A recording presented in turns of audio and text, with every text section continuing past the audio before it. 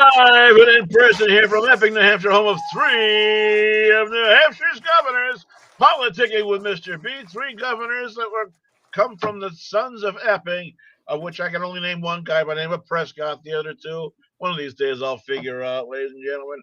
Oh, what a beautiful day we've had. Beautiful day we've had up here, but unfortunately, there are other places in the nation that have not been so lucky or so fortunate. And there have been some storms that have come through, and I've come to find out there are storms that have turned deadly, especially for, I understand, a couple of children were killed and some other people that are still missing. And we do pray for their families and for the loved ones that as many people that can possibly be found safe and rescued, we certainly hope for. We don't wish any kind of ills on anyone here at FFN Network or politicking or in our own personal lives. That having been said, Mr. Blazeman, we have an American flag to run up the pole. We've got an awful lot of things to be getting into this evening. Please, if you run the colors up, let's get this show on the road. I pledge allegiance to the flag of the United States of America and to the republic for which it stands, one nation under God, indivisible, with liberty and justice for all. And when I say justice for all, I don't mean only certain people in certain political agenda or rooms or people who are walking in certain paths or whatever else. The justice for all, those certain inalienable I rights pledge allegiance of to the life, flag liberty, and the pursuit of happiness were laid out by our Creator for everyone that is here. We have some rules. We have some regulations that if you weren't born here, you can come here and we'll be happy to have you and bring you into our fold. But you have to do it. You have to do it the right way. So if you are a person who has come here who has breached our borders illegally, please go out, follow the rules, come back, and seek out your life here in America and seek out your American dream. That's what I have to say about that. I want to give a couple of shouts out over here. We've got a number of things that are on my mind to schedule. First thing, by the way, if you've got something you'd like to shout out, if you're happy to put out, send it to us, ffnnetwork9 at gmail.com, and I'll be happy to give you a shout out. One thing I want to say, a dear friend, Phyllis Marie Elliott, at Hidden Pond Farm and Equine Rescue in Brentwood, New Hampshire. This coming June the 1st, they're having an open house over there and a fundraising thing. But go out there, see them, the beautiful majesty of the horses that they take in. They rescue them from things like the slaughter auctions, or if people are no longer able to care for a beast that they have. Phyllis and her people take these horses in and they nurse them back to health. A lot of them come in, they're in terrible condition. And they become friends and companions for people to live out their lives together. It's a wonderful operation. Phyllis is a woman who has a heart not of gold, but of all precious metals. Salt of the earth, nice people. Hidden Pound Farm Equine Rescue down in Brentwood. Look them up. If you happen to have a few spare bucks, send them off because it'll help. Want to give a shout out to Ann Hartford, Jeremy Kaplan, and Kim Medeiros Parker. Our people that have been writing in and so forth have been very, very instrumental in helping us to help you to improve our things, getting us some information, whatever else. Give a round of applause. Thank you very much. You folks are wonderful. We want to reach out. We got a phone number here for you, 508-974 4231. Now, as a call in, you can call in and speak with us live. If we're talking about something, you've got an opinion about, call us. Join us. Tell us what's on your mind. Help us to make the broadcast that much brighter and that much more informative. And if you want to argue against it, hey, we're not the kind of people who turn around and only listen to one side of the story. Okay. All right. We've got some Trump stuff going on over here that we want to talk about. First and foremost, the jury was given the case to start deliberating whether or not they find Donald Trump guilty of blah blah yada yada flippity flappity floop and all that mustard and onions and ape shit that is going on. And they have come back now twice, not once, twice. They have contacted the the the judge. I hasten to call the judge in the case that came out. Once they asked for to have testimony from Pecker and Cohen be read back to them. How did you like to go through your life with a name like Pecker? I'm sorry. Thank God his name wasn't Richard Pecker. You know, his parents had only so much of a sense of humor. But the jury specifically wanted to have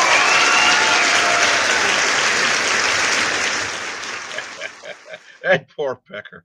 But the jury specifically wanted to have the testimony that was read out because apparently they're trying. It sounds to me like they're trying to figure out a nuances if they were actually planning to conspire to do whatever it is they're saying that Donald Trump did, which nobody is saying was illegal, but now they're saying is a crime. I'm still trying to wrap my head around how incredibly fucking stupid this is. Can you imagine this shit? I haven't seen the most such incredibly vapid horse shit ever in my life. Pardon me, I just all slipped out. Anyway, after they got the answers and so forth, the stuff read back to them, they went back, and then they came back again to ask the judge to read him back the instructions that he gave to them before on how to proceed, how to do these things, and what decisions they are supposed to be doing. Now, I don't know how much you folks know about what's going on with this jury or what the jury is comprised of. Of course, it is a 12-member jury, and on this jury, I believe there are at least two attorneys. Believe it or not. There's a school teacher of some kind. There are a couple of attorneys, and there's, I think, an architect and a few other whatever it is, varied and sundry things. But this is something that sticks in the back of my mind as something that could either be a very big help or an incredible disaster for Donald Trump. Because you have attorneys that are schooled and taught and know what the procedure is and so forth. Now, it depends on what form of law that they practice. Of course, when you become an attorney, you have to go pass the bar exam, which encompasses all of the aspects of laws and so forth. But if you don't practice it, let's say you're only a real estate attorney, you may not know the procedures for criminal liability and so forth, and making decisions and whatnot. But something around here is telling me from the questions that they asked that these attorneys might be trying to split the hairs that would cause somebody to decide, well, maybe there is something here, maybe there isn't, or maybe somebody was actually listening and had thought trained enough to realize that there is a timeline here. There is a timeline. And when there's a point where they said this happened, and they say this happened, but it doesn't match up. It's kind of like saying, okay, you have a piece of property that has nothing on it, no trees, just it's a flat piece of property, nothing there at all. And I walk up to you and say, how much would you charge me to build an addition? An addition on what? There's no house there. You can't build an addition on a house until the house is there. And this is what they're facing. There is testimony that has come out that conflicts with each other as to what time someone says this happened with this, and who was in this place and who wasn't. So who should know what happened in this meeting? Should this person not know what happened in this meeting? And I really think that the people inside that room, those 12 hallowed jurors, are in the point of figuring it out and trying to find out. Wait a minute, this person said this, but this couldn't have happened with this because this wasn't here yet. I hope you're following me. I hope you understand what I'm saying. I'm sure you are. You're smart, brilliant individuals that are out there. Thank you very much. Oh, my goodness. One of the things that really I find incredibly disturbing, and not just myself, but members of the judicial committee or the judicial world, say that for the judge to have taken a misdemeanor and upgraded it to a felony, and for their prosecuting service as well, and say to the jury does not have to 100% agree on everything in order to find them guilty is absolutely wrong. The judge, from my understanding, I wasn't inside the room, but from what was reported and what I understand, the judge said, okay, you're a 12-member jury, and ordinarily a 12-member jury has to agree 100% that in order for this person to be guilty of this, you all have to agree on it. No, this time the judge said, well, you know what? You don't all have to agree. Just a few of you have to agree, and we can go ahead and call them guilty. What a load of horse shit! Can you fucking believe this? I can't. There are so many things, so many egregious things that have happened in all of this Trump case that screams the case is going to be overturned for certain. There are things that happen that they should have just taken and declared a mistrial. And unfortunately, it hasn't been done. And this judge, I think, you know what? Call me crazy, but I think this judge is just going on and doing this freaking crap. Why? Because he wants to write a book. And he wants to go on the lecture circuit. And he wants to go down in history as being the judge that got Donald Trump convicted. My God, I can't believe in my heart, I cannot believe anywhere in my soul that former President Donald J. Trump is guilty of anything. If anybody's guilty of anything, it's the judicial system itself being guilty of criminal stupidity. Oh, I'm sorry. I got a little gas. I'm a little upset tonight. Say hello to our friend here, Agnes, the angry chicken mug, full of coffee with cream and nothing else. That'll come later. All right, Mr. Blazeman, we have some video over here. Our dear friend, ladies and gentlemen. The New York Sun, the guy that loves to go out and play like he's a gangster, Robert De Niro, came out and started shooting his mouth off again. Mr. Blazeman, do we have some lovely video of Robert De Niro that I'd love these people to go ahead and have a look at? We can sit down and watch this guy verbally pick his own nose. We got you are gangsters.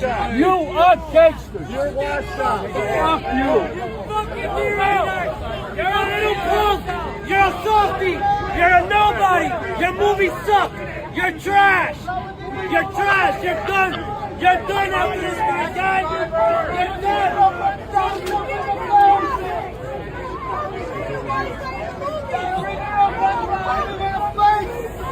Don't start crying on me. You are gangsters. You're washed up. Fuck you. unbelievable. Robert De Niro, the fellow himself who is spent his time portraying things like used up, spent boxers, fellow who got lucky enough to land roles playing a gangster, a mobster, a person who goes out and kills, murders, and whatever else, and threatens and intimidates and does this crazy shit and whatever else, and throughout his entire life, that's all he's done. Except, no. I still remember, ladies and gentlemen, there is that time, And I don't know. I hope you've got, Mr. Blazeman, you've got that video clip I sent you from. He did a movie with, of all things, Hanoi Jane Fonda, the lady who herself during the Vietnam War decided that the North Vietnamese were nice and sweet and cuddly, and went and cuddled up to them and spent time and embraced and gave hope and gave support and whatever else to the enemy. And when someone from our side who was a prisoner gave her a note, secreted it to her so that she could get it back to our government, telling him, describing in detail the hideous tortures and all of the war crime atrocities that were going on, if she could, what does she do? She doesn't bring it back. She doesn't release it to our people at all. She hands it over to the North Vietnamese army. And you know that the person who would pen that, what must have happened to that poor prisoner? Hanoi Jane. And what happens? Robert De Niro goes and he cuddles up to Hanoi Jane and does a movie down in Waterbury, Connecticut, called Stanley and Iris. And what does he do? What does he portray? A babbling idiot moron who can't read. Riding a bicycle through Waterbury, Connecticut. Unbelievable. Robert De Niro, the guy who sits around and makes money off of the fact that other people were murdered, were intimidated, were threatened, were cheated. Things were run like the old school Italy down in Palermo with the Padrone. And this guy says that New York is his town. Can you believe that? An actor says that New York is his town, says that he was born there, and Donald Trump has no place being in New York. Robert De Niro, fucktard, shut up and go home. You're not doing the world any favors. You're washed up as an actor. You're a has-been.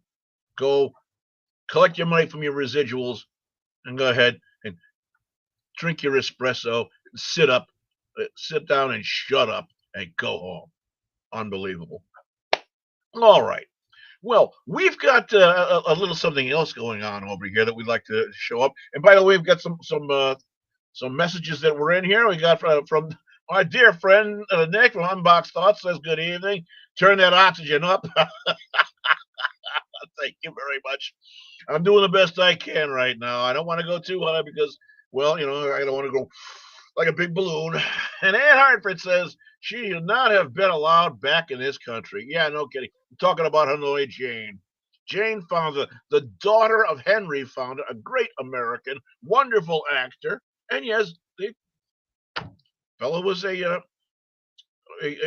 Democrat, but not at all like the left-wing moronic idiot dweebs that we have now. Unbelievable. We've got some video I want to get up to you, Mr. Blazeman. Could you go ahead and line them up? We got some stuff to go ahead and launch that.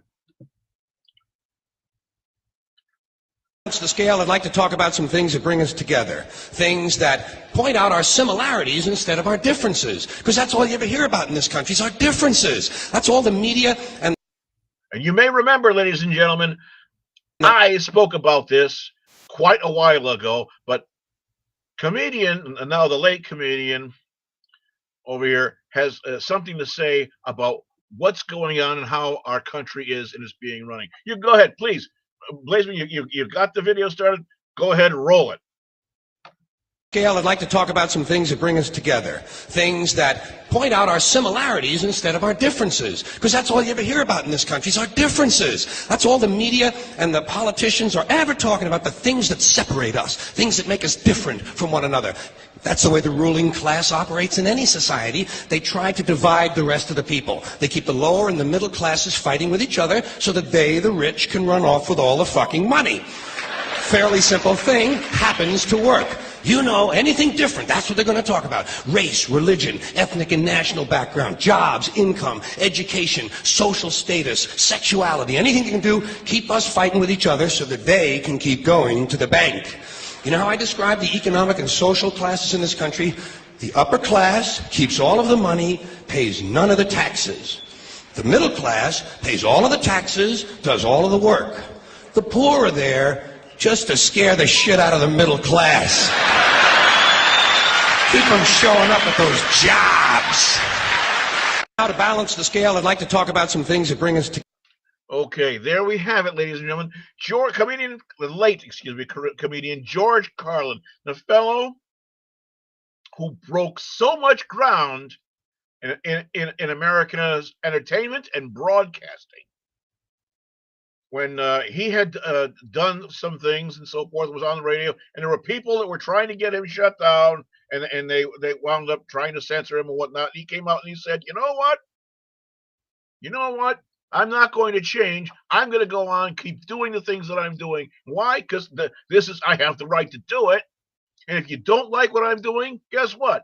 There's two knobs on radio: the on/off, and the dial where you can change the station and listen to something else. Same thing with a television or whatever. And now we have the same sort of thing with internet. You can either stroll on past something else, whatever else. But George Carlin broke so much ground, and inarguably, yeah, he did have some racy way of describing and talking about things. But you know what? It hit home. And a lot of the things that he had to say in a comedic way, educated.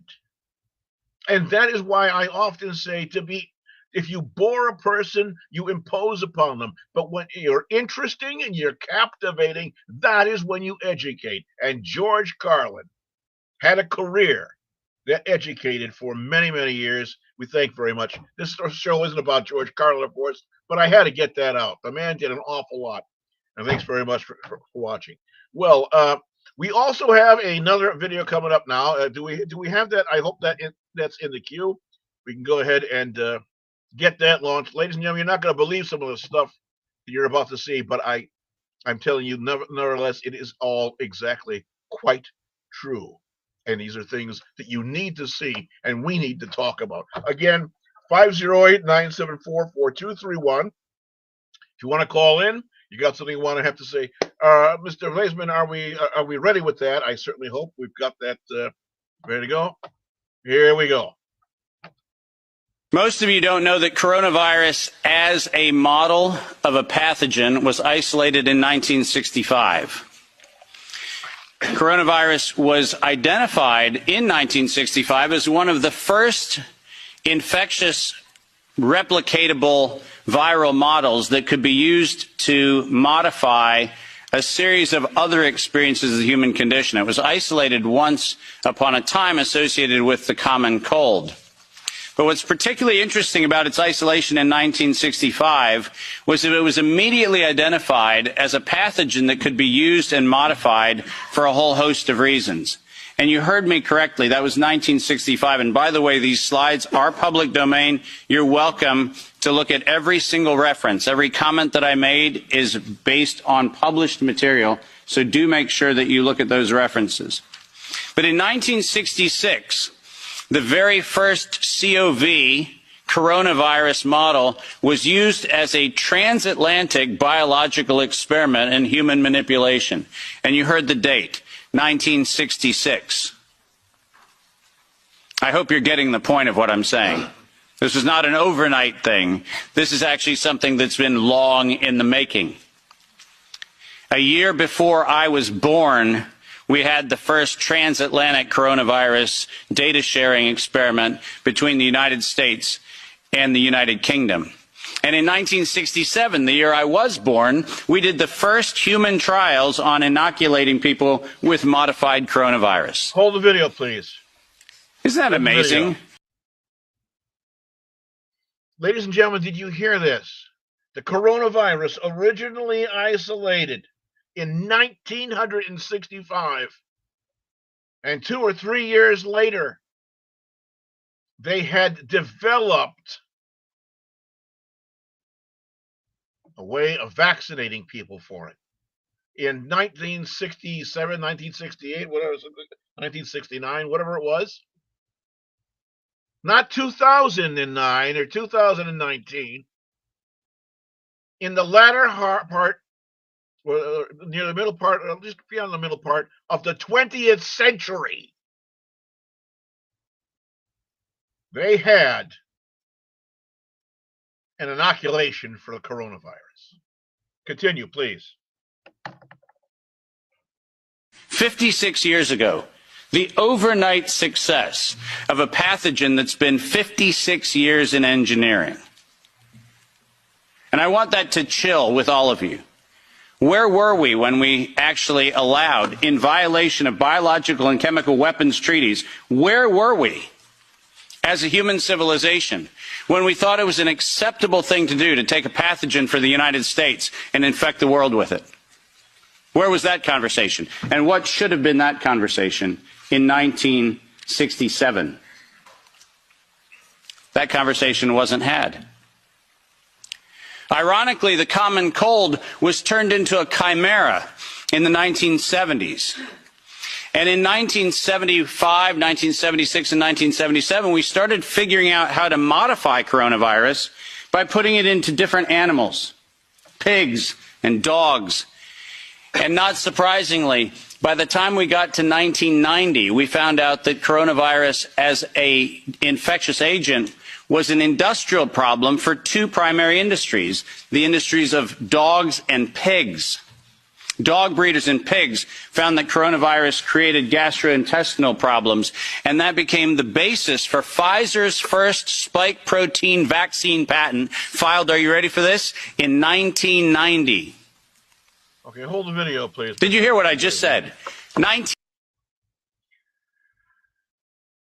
If you didn't understand what that means, ladies and gentlemen, we'll come back. We're going to pay some bills. We're going to come back. We will have a little discussion. We will continue with this video. These are things I'm sure you weren't expecting to find out. And the mainstream media doesn't want you to find out, but it's there. So much for this thing about following the science. I'm Mr. B. We'll be back in about 3.5, 4 minutes.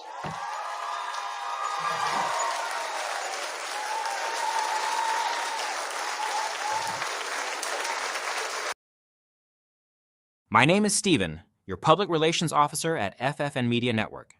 We believe that every story deserves to be heard. Every voice deserves to be amplified, and every idea deserves to shine. As a small media company, we are committed to creating a platform where content creators, visionaries, and changemakers like you can thrive. You might say to yourself, why do we need FFN Network? Well, let me tell you what we can do for you.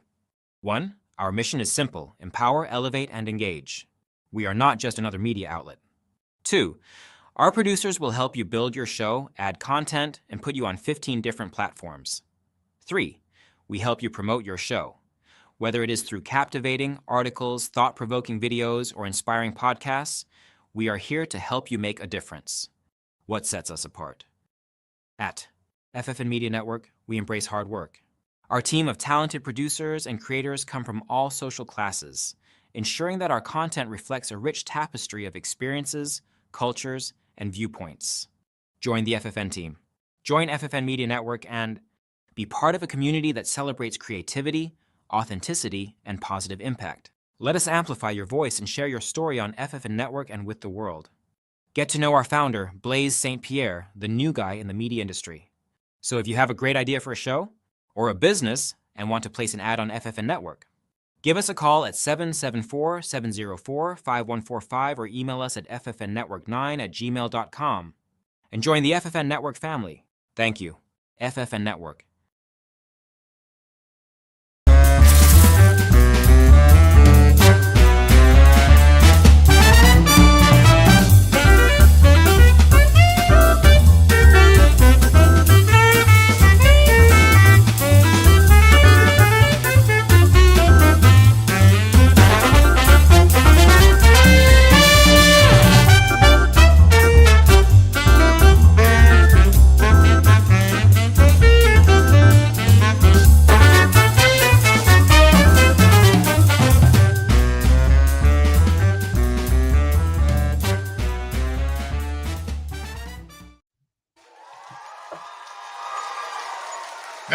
love that music. I love that intro. I'm going to give a thank you again and a salute to my engineer, Mr. Blazeman, for getting that all together. What a wonderful introduction and opening that is for us. We're going to continue on in just a second, but I want to recap over here.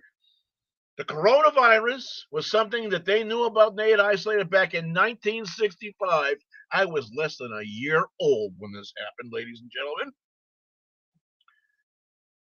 And they had isolated Operation Warp Speed. I'm sorry. Where's the warp and the speed? Pfizer, 1990, the very first spike protein vaccine for coronavirus. Isn't that fascinating? Isn't it fascinating that we were told that, well, the spike protein is a new thing. We just found out that that's the problem. No. As a matter of fact, we didn't just find out it was not just now the problem. We found that out in 1990 and filed the first patents on vaccines in 1990 for the spike protein of coronavirus. And who would have thought? Pfizer. Clearly the innocent organization that does nothing but promote human health. Clearly Pfizer. The organization that has not bought the votes in this chamber and in every chamber of every government around the world. Not that Pfizer. Certainly they wouldn't have had anything to do with this.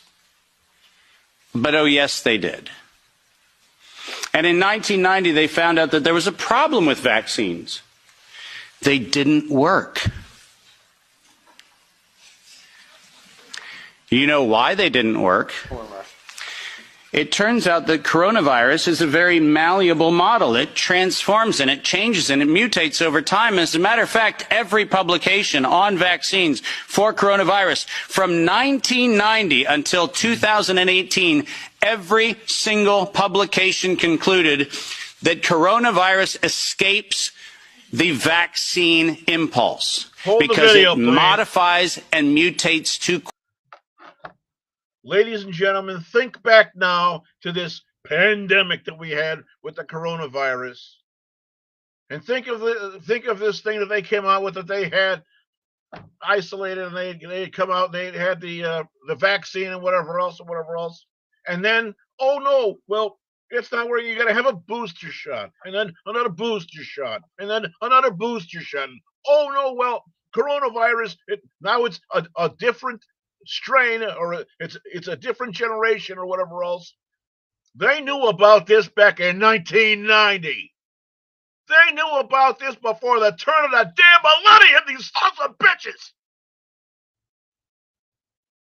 And we're supposed to sit around with masks on our freaking face and shut down our country, ruining our economy and the lives of countless numbers of people. How many people suffering? How many people dead? Can you imagine this? And they already knew about it. They knew. Go ahead. Play more of the video. Quickly for vaccines to be effective. And since 1990 to 2018, that is the published science, ladies and gentlemen. That's following the science. Following the science is their own indictment of their own programs that said it doesn't work. And there are thousands of publications to that effect, not a few hundred, and not paid for by pharmaceutical companies. These are publications that are independent scientific research that shows unequivocally, including efforts of the chimera modifications made by Ralph Baric in the University of North Carolina, Chapel Hill. All of them show vaccines do not work on coronavirus. That's the science. And that science has never been disputed. But then we had an interesting development in 2002. And this date is most important. Because in 2002, the University of North Carolina, Chapel Hill patented, and I quote, an infectious replication defective clone of coronavirus. Listen to those words. Infectious replication defective. What does that phrase actually mean? For those of you not familiar with language, let me unpack it for you. Infectious replication defective means a weapon. It means something meant to target an individual but not have collateral damage to other individuals. That's what infectious replication defective means. And that patent was filed in 2002 on work funded by NIAID's Anthony Fauci from 1999 to 2002. And that work, patented at the University of North Carolina, Chapel Hill, mysteriously preceded SARS 1.0 by a year. Dave, are you suggesting that SARS 1.0 wasn't from a wet market in Wuhan? Are you suggesting it might have come from a laboratory in the University of North Carolina, Chapel Hill? I can hear your laughter in the background, Mr. Blazeman. Do you have something you'd like to add? I'd love to hear it. Oh, no, I'm good. I just think it's, again, ridiculously funny that we reported on the FFN network how full of shit this coronavirus, Fauci, and every last one of them was. And look at this guy just ripping them to shreds. But don't be surprised, ladies and gentlemen, if this is taken off of Facebook. We are live as I speak right now, live on ffnnetwork.org. Go check us out.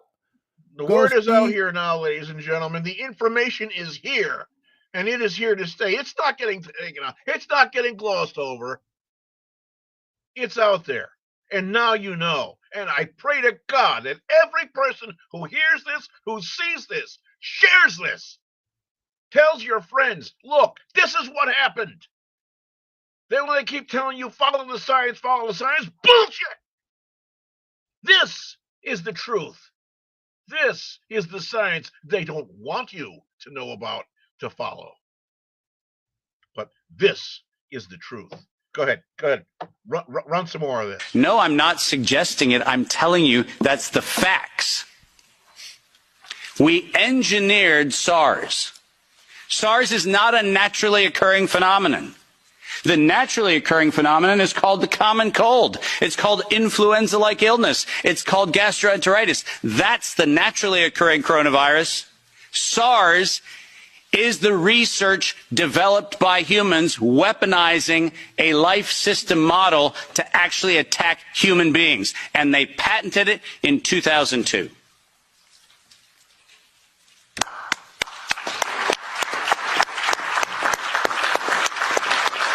And in 2003, most of you don't know that coronavirus as a model. There you go, ladies and gentlemen.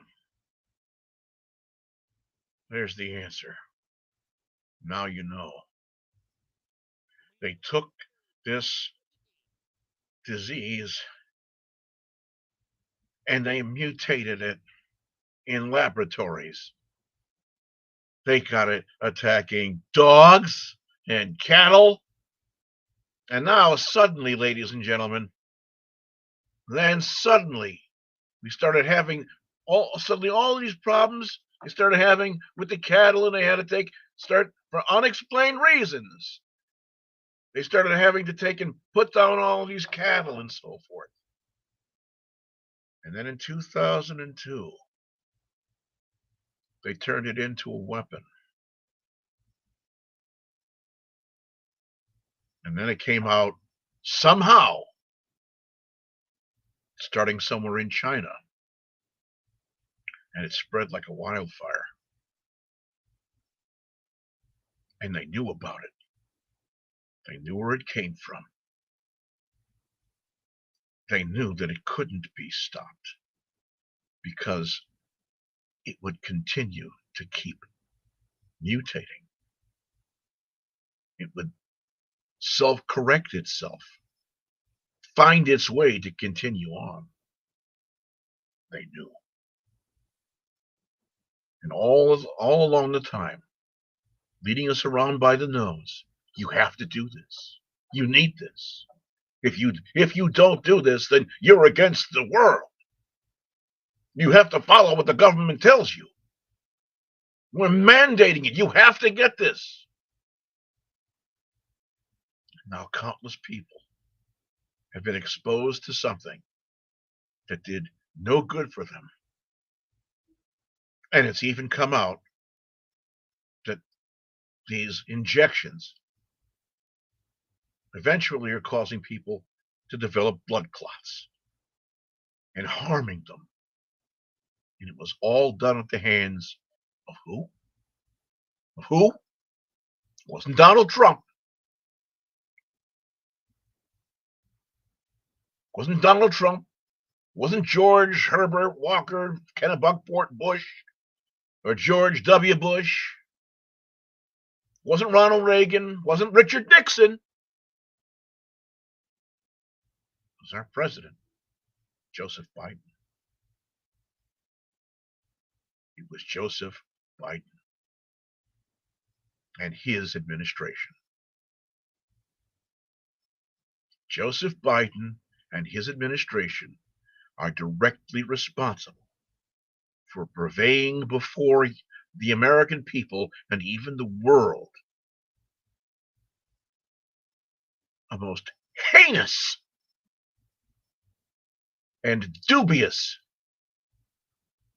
fraud in healthcare and in world health. They knew it. They knew it. And these people deign to be seeking re-election. I want the people out there to know about this. I'm not pulling any punches.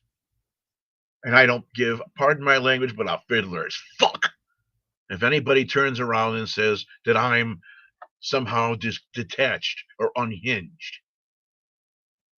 This should never have happened. This should never have taken place. But it did. Now, what are you people going to do about it? We're the American people. Well, we have got coming up after me, ladies and gentlemen. I want to put a smile on my face. Our my dear friends, the I-12GIA group is going to come up, and they're going to have one hell of a show to be talking about. If you think this was captivating information, you ain't seen nothing yet compared to what these guys are going to have for you. They're going to be up here coming up right about at the 2000 hours or 8 p.m. your Eastern Daylight Time. Let's just stay in. We've got a number of other things that we've been talking about. But ladies and gentlemen, if you have been affected by the coronavirus and so on, like maybe you might have had someone who was horribly ill. You may have lost someone. I'm very sorry. But now, ladies and gentlemen, I believe you've got someone you can turn around and point at and say, thank you very much, you fucking asshole. Thank you for berefting my family of these loved ones. And you knew what was going to happen, and you did nothing but turn around and put stupid, useless crap jabs in our arms. I hope these people realize what the hell is going on. Mr. Blazeman, I'm not certain. I believe we had one or two other videos we wanted to, if we could clip in. Yo, here's our friend. We had, remember we talking about Hanoi Jane. The picture here you're seeing her holding some clothing. Jane Fonda, and in the mirror image you will see Robert De Niro. This is a clip from a movie called Stanley and Iris from 1990s. A story about a fellow who was a civil person who had some learning disability issues, and it's actually a true story.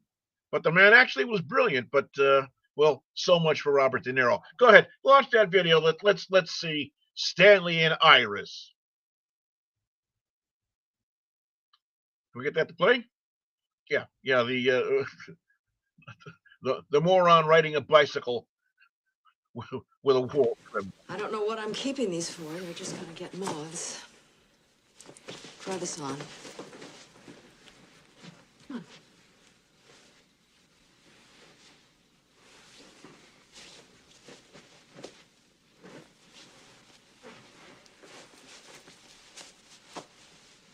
That's pretty good.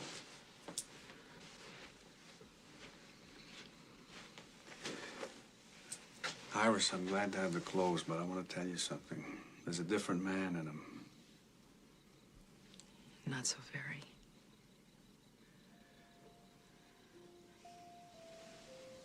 Two peas in a pod.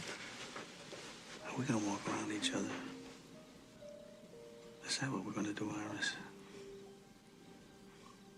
Is that what two grown-up people do? It's what one nervous woman does. I'll tell you what. I'm gonna spend some time and money on you, see if we can't put a match to this fire. Don't go crazy. You're not a rich man. Feel like one. Look like one.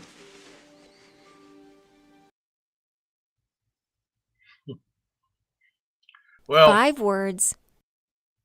there we go, ladies and gentlemen. Isn't that nice? All snug as 2 bugs in a rug, a war criminal, and a long-haired jackass who likes to portray something that he's not.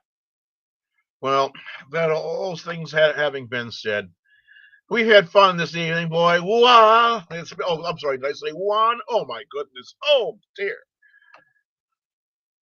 Ladies and gentlemen, if you've got people that have been negatively impacted by all of these things, I am terribly sorry. I do not have an answer for you. But one thing I have been able to give to you, and I'm glad that we're able to go ahead and provide for you, is confirmation of your suspicions that have been out there for so long. But this was no accident. What happened here to the American people and to the world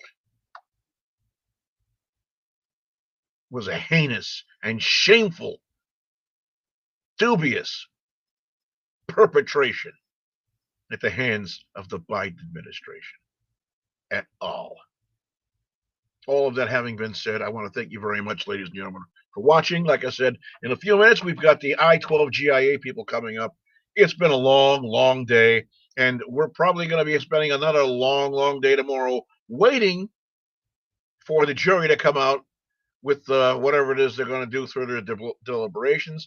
Popular thought is now that they're probably going to deliberate all day tomorrow and may come up with a decision by sometime Friday, just in time for the weekend. Who knows? We'll see what happens. If you like this, share it. Tell your people about Politicking with Mr. B. Tell your people about FFN Network. And if you've got an idea for a program, get a hold of us. Call, go to the website, look, get the information to call, or write in ffnnetwork9@gmail.com. Send the information off to Blazeman. He'll contact you and say maybe we can set something up, because we would like to have more shows come to us so that we can continue to inform the world. All of this being said, ladies and gentlemen, I'm Mr. B. I thank you all very much for watching. We're going to get on the road and get ready for the I-12 GIA people standing by. I'll see you all again next week. Take care, everybody. Bye-bye.